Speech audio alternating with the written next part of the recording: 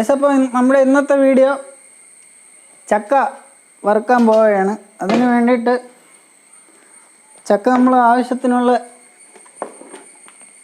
ചക്ക ചെറുതായിട്ട് ഉണ്ട് ഇതുപോലെ പീസാക്കി കീറി കഴുകി വെച്ചിട്ടുണ്ട്. വെള്ളം വാർന്നു വന്നു.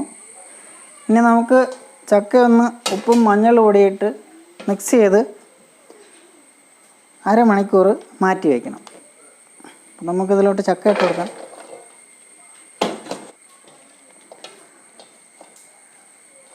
അപ്പം നമ്മൾ ചക്ക ചെറുതായിട്ട് കീറി നന്നായിട്ട് കഴുകി വെച്ചിട്ടുണ്ട്. ഇതിപ്പോൾ ഒരു 3-3.5 കിലോ ചക്ക വരും. ഇതിലൂടെ നമുക്ക് ആവശ്യത്തിനുള്ള മഞ്ഞൾ കൂടി ഇട്ട് കൊടുക്കണം. ഒരല്പം നിറം കിട്ടാൻ കണക്കിന് വലിയ സ്പൂണിന് 1 സ്പൂൺ മഞ്ഞൾ പൊടി ഇട്ടു. ഇനി ആവശ്യത്തിനുള്ള ഉപ്പ് കൈയളവാണ്. ഒരു 2 സ്പൂൺ ഉപ്പ് വരും. ഏകദേശം ഇത്രയും മതിയാവും. ഇനി നന്നായിട്ടൊന്ന് മിക്സ് ചെയ്യണം. അതിന്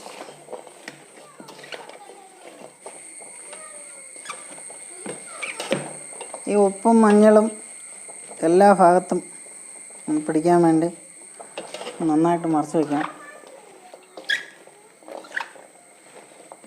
ചക്കയിൽ കുറച്ച് ഈർപ്പമുണ്ട്. നമ്മൾ ഇത് വറുത്തെടുക്കുമ്പോൾ പുറത്തുനിന്ന് വാരിയിട്ടെടുക്കും. ഉപ്പും മഞ്ഞളും കൂടെ നന്നായിട്ട് മിക്സായി.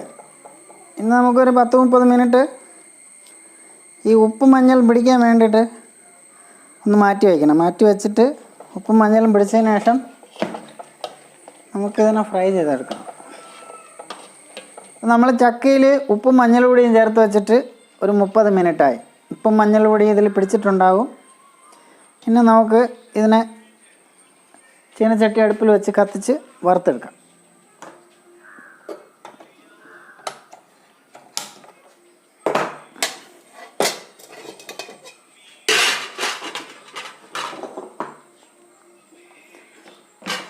ചീനച്ചട്ടി ചൂടായി വരുമ്പോൾ 1 ലിറ്റർ വെളിച്ചെണ്ണ ഒഴിക്കാം. ചെറിയ ചീനച്ചട്ടിയാണ് എങ്കിൽ നമ്മൾ കുറേശ്ശെ ചക്കയിട്ട് വറുത്തെടുക്കാം. 1 ലിറ്റർ വെളിച്ചെണ്ണ ഞാൻ ഒഴിക്കാൻ പോവുകയാണ്. പാചകത്തിന് ഉപയോഗിക്കുമ്പോൾ പരമാവധി വെളിച്ചെണ്ണ ഉപയോഗിക്കുന്നതായിരിക്കും ഏറ്റവും നല്ലത്. വെളിച്ചെണ്ണയിൽ ചീത്ത കൊളസ്ട്രോളിൻ്റെ അളവ് ഒരുപാടുണ്ടെന്ന് ഇതുവരെ തെളിയിക്കപ്പെട്ടിട്ടില്ല. അതുകൊണ്ട് നിങ്ങൾ പാചകത്തിന് എടുക്കുമ്പോൾ പരമാവധി വെളിച്ചെണ്ണ ഉപയോഗിക്കാൻ ശ്രമിക്കുക. ഒരുപാട് അസുഖങ്ങളിൽ നിന്ന് രക്ഷപ്പെടാൻ പറ്റും. 1 ലിറ്റർ വെളിച്ചെണ്ണ നമ്മൾ ഒഴിച്ചു. ഇനി വെളിച്ചെണ്ണ ഒന്ന് നന്നായിട്ട് വെട്ടി തിളയ്ക്കുമ്പോൾ കുറേശ്ശായിട്ട് നമുക്ക് വറുത്തെടുക്കാം. നമ്മുടെ വെളിച്ചെണ്ണ വെട്ടി തിളച്ചു.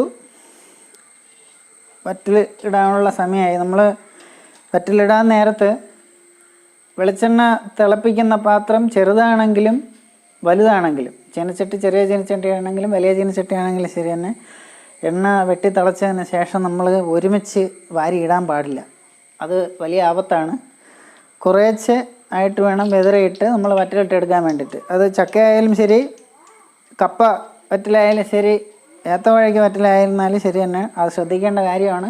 അല്ലാന്നുണ്ടെങ്കിൽ എണ്ണ തിളച്ച് മുകളിലേക്ക് മറിയും, കയ്യിൽ വീഴാനുള്ള സാധ്യതയുണ്ട്. അതുകൊണ്ട് എല്ലാവരും അത് സൂക്ഷിക്കണം. അപ്പോൾ കുറേശ്ശെ എടുത്ത് കയറിയിട്ട്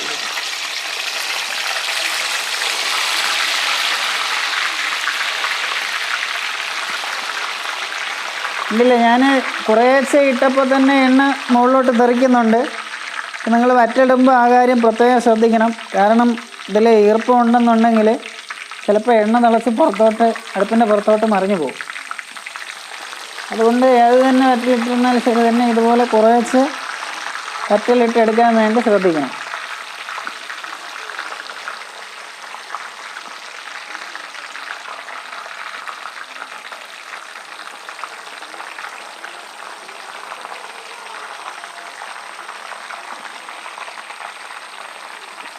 ഇതുപോലെ കുറേശ്ശെ ഇടുക. നമ്മളിപ്പോൾ കുറച്ചിട്ട് ഇതിപ്പോൾ ഒരു 3-4 പ്രാവശ്യമായിട്ട് നമുക്ക് വറുത്തെടുക്കാൻ പറ്റുള്ളൂ. അത് ഇതിനെ ഒന്ന് കോരിയതിന് ശേഷം നമുക്ക് രണ്ടാമത് ബാക്കിയും കൂടിയിട്ട് വറുത്തെടുക്കാം.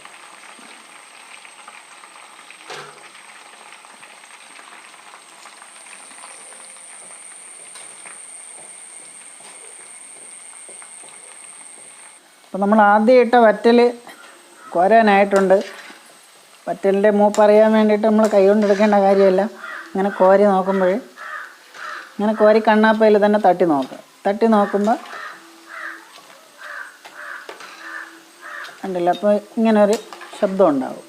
അതാണ് അതിൻ്റെ മൂപ്പറിയാനുള്ള കണക്ക്. അതുപോലെ നമ്മൾ വറ്റലിനെടുത്ത ചക്ക മൂപ്പ് വളരെ കുറവാണ്. നന്നായിട്ട് മൂപ്പെത്തിയ വിളഞ്ഞ ചക്കയാണ് വറ്റലിന് പറ്റിയത്. അത് മൂപ്പ് വളരെ കുറവായതുകൊണ്ട് വറ്റൽ നിറം കുറവാണ്. അപ്പോൾ നമുക്ക് തീ കുറച്ചിട്ട് ഇതിന് എണ്ണ വാർന്നു വന്നൊരു പാത്രത്തിലോട്ട് കോരിയെടുക്കാം.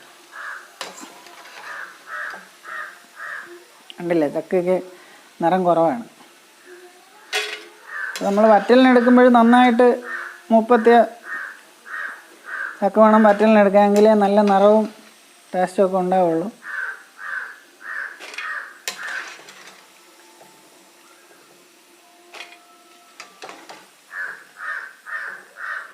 നമ്മൾ ആദ്യമായിട്ട് ചക്ക നമ്മൾ വറുത്ത് കോരിയെടുത്തു. കുറച്ചും കൂടെ വറുത്തെടുക്കാം.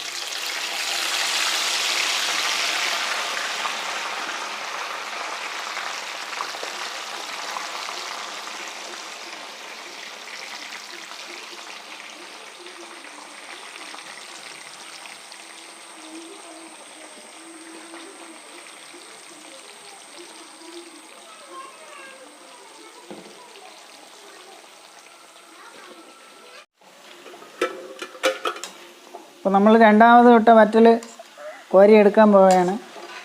നന്നായിട്ട് മൂത്തിട്ടുണ്ട്.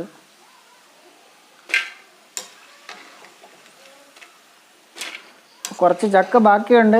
അത് നമ്മൾ വറ്റലിടുന്നില്ല. അത് നമ്മൾ മാറ്റി വെച്ചേക്കാണ്. കാരണം വാങ്ങിച്ച ചക്കയാണ്, ഉദ്ദേശിച്ച അത്രയും മൂപ്പില്ല. ഇതിപ്പോൾ നമ്മൾ ഈ മൂപ്പ് കുറഞ്ഞ ചക്കയിൽ വറ്റലിടുകയാണെന്നുണ്ടെങ്കിൽ ഒരുപാട് സമയവും പാഴായിപ്പോവും, വെളിച്ചെണ്ണയും വറ്റുമെന്നല്ലാതെ പ്രത്യേകിച്ച് വലിയ ഗുണമൊന്നുമില്ല. മൂപ്പില്ലാത്ത ചക്ക ആയതുകൊണ്ട് വറ്റൽ ടേസ്റ്റ് കുറയും. എന്നാലും ചക്ക വറ്റൽ എങ്ങനെ ഇട്ടിരുന്നാലും ഒരു പ്രത്യേക ടേസ്റ്റ് തന്നെയാണ്. അപ്പോൾ നമ്മൾ മൂപ്പില്ലാത്ത വറ്റലായതുകൊണ്ട് നിറവും ഗുണവും ശകലം കുറയും. അതുകൊണ്ട് ബാക്കി വറ്റൽ ഇടുന്നില്ല. ഇത് കോരിയിട്ട് നമ്മൾ നിർത്തുകയാണ്.